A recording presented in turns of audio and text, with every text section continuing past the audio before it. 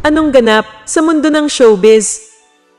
Sa unang pagkakataon ay nakabili na ang kauna-unahang The Voice Kids Philippines Grand Champion na si Laika Gayranod ng kanyang first car installment basis kamakailan lang.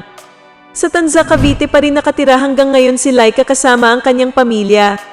Since malayo ito sa kanyang line of work ay necessity sa kanya ang sasakyan. As early as last October ay umabot na sa mahigit 1 million ang subscribers ni Laika sa kanyang YouTube account at ito ang nakatulong sa kanya at sa kanyang pamilya during the lockdown hanggang ngayon. Ang 2 million pesos cash money na napanalunan ni Laika sa The Voice Kids Philippines ay nasa trust fund at ito'y ma-access lamang niya kapag 18 years old na. 2 taon mula ngayon. Dahil delikado ang pangingisda ay pinatigil na ni Laika ang kanyang ama at sa halip ay ito na ang nagdadrive sa kanya ngayon kung meron siyang commitments habang ang kanyang ate Jessa naman ang kasakasama niya sa kanyang mga lakad. 10 magkakapatid sina Laika at siya'y pang-5 pero namatay ang isa pagkapanganak. Ang kanilang kahirapan ang naging inspirasyon kay Laika na magsikap sa kanyang singing career para makatulong sa kanyang pamilya. Public knowledge na isang mangingisda ang ama ni Laika habang ang kanyang ina at silang magkakapatid ay namumulot ng mga plastic, cartons at iba pang basura para pandagdag sa gastusin sa kanilang pamilya. Plano namang ibenta ni Laika ang kanyang napanalunang bahay sa The Voice Kids na nasa General Trias, Cavite at ipapaayos na lamang nila ang kanilang tirahan ngayon sa Tanza.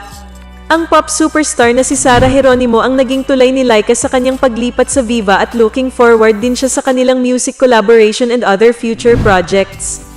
Ano sa palagay nyo? Deserve naman ni Laika ang kanyang natatamasa ngayon dahil sa kanyang talento at kasipagan. Salamat sa mga nag-subscribe at magsa-subscribe pa sa channel na ito. Kayo ang aking inspirasyon sa paggawa ng dekalidad na content. Anong ganap sa mundo ng showbiz? Ginawang burol o lambay ni Laika Gayranod ang birthday event nila ni Karen Davila.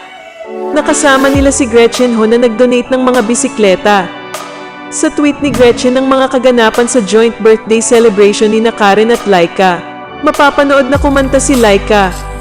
Palaisipan kay Gretchen ang pagpili ni Laika sa kantang Sa Kabilang Buhay gayong celebration of life ang event. Sa tweet ni Gretchen parang nangalisag ang balahibo niya sa eksena. Hindi ko alam kung nararapat bang Kabilang Buhay ang kinanta ni Laika para kay Karen Davila at sa mga bike recipients sa kanilang joint birthday celebration. Pero sa sobrang galing ni Laika, hindi namin napansin, say ni Gretchen. Mapapanood sa video clip na halos mangiyak-ngiyak si Karen sa pag-awit ni Laika at hindi niya napansin na naka-white long sleeves siya. Naisip ni Gretchen na hindi angkop kay Karen ang kanta ni Laika para kay Karen. Pero sa tweet reply niya, pinalagpas na lang nila ang unconscious intention ng kapamilya singer.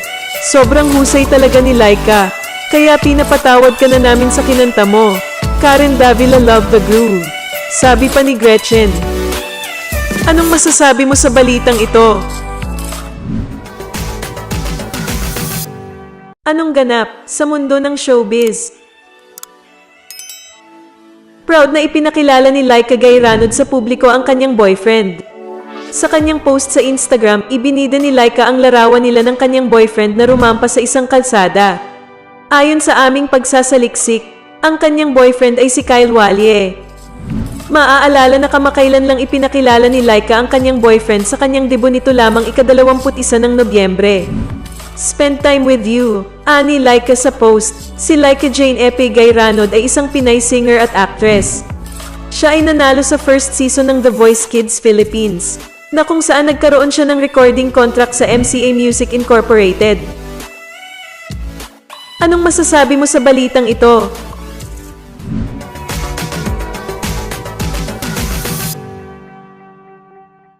Anong ganap sa mundo ng showbiz?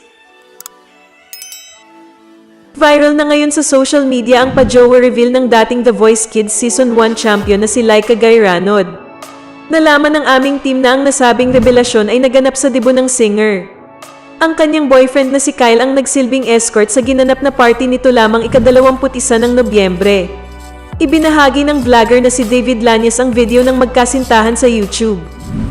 Sa isang bahagi ng video ay makikita ang boyfriend ni Laika na kasamang nag-perform ang isang hip-hop group. Anong masasabi mo sa boyfriend ni Laika?